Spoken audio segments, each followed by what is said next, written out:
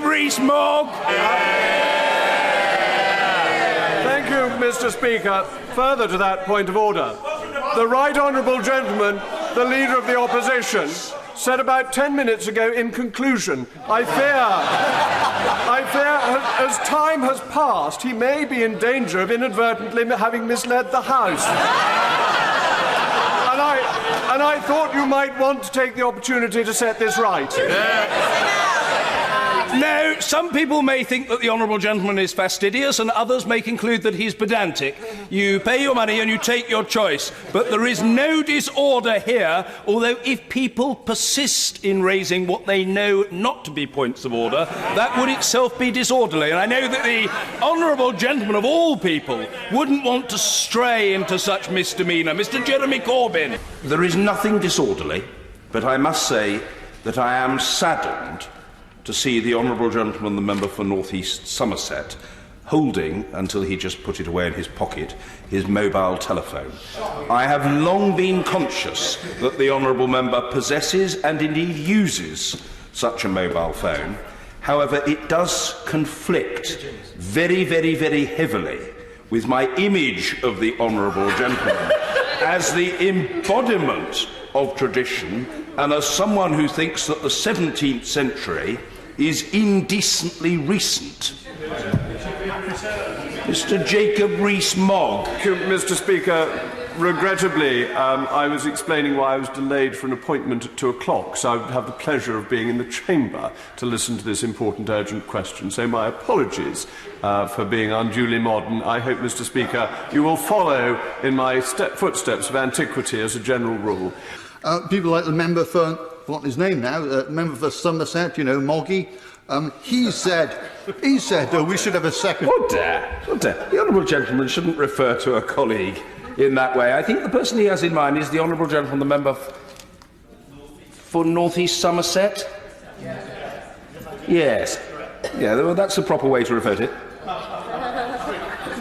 Continue. Yeah, I'm glad. Thank you very much, Mr. Speaker. I'm glad I prompted you because I couldn't remember the North East, so I inadvertently said Moggy. I'm sorry about that.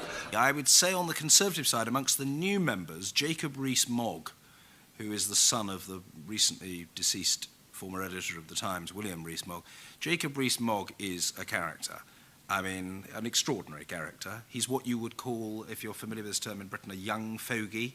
He sort of dresses in a very old-fashioned way, often with a waistcoat, and he's always got his handkerchief in the right place, and, you know, he's very trad in every way, immensely courteous, and Jacob, I think, almost takes the rise out of himself.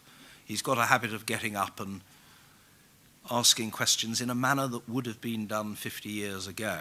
Is my right honourable friend aware that it invariably falls to this great party of ours to rescue the country from the ravages of debt and despair which it's been the historic failing of the socialists to deliver to us? You know, that's very much a sort of Jacob Rees-Mogg type question. And Jacob is an unusual character, but he's a good parliamentarian. And actually, although I think the Labour Party regard him as a curious sort of figure who sort of wandered into the House from a different century, and, you know, I would say he's not disliked. Not disliked. Now, Mr. Speaker, my right honourable friend, the member for Buckingham, as he now is, has a reputation for being a moderniser.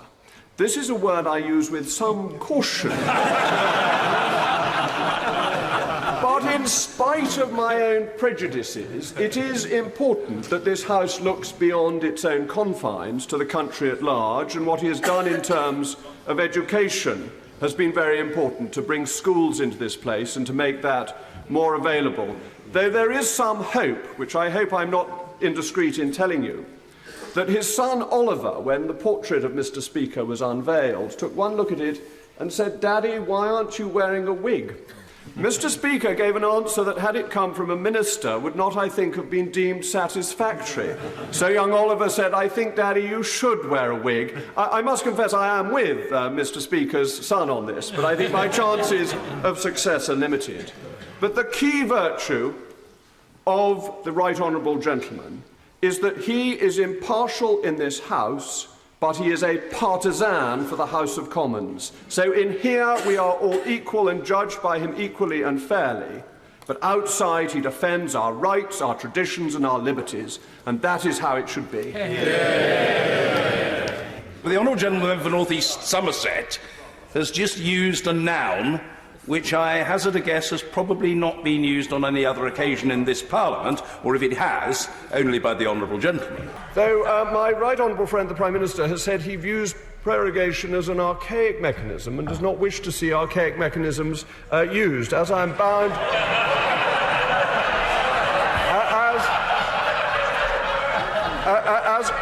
As I am now bound by collective responsibility, that is now also my view. There are, of course, Greek antecedents of the word archaic, a concept and fact with which the leader himself will be closely familiar. However, I think I can say without fear of contradiction and for the avoidance of doubt that the word archaic, as spelt now, originated in the 19th century and in France.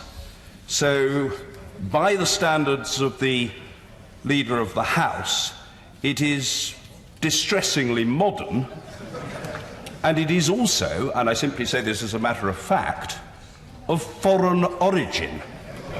But he will have his own views about that matter and others. If more widely he thinks that a manual on this matter for the future would be of use, that would be a matter that I would be happy to discuss with him over a cup or mug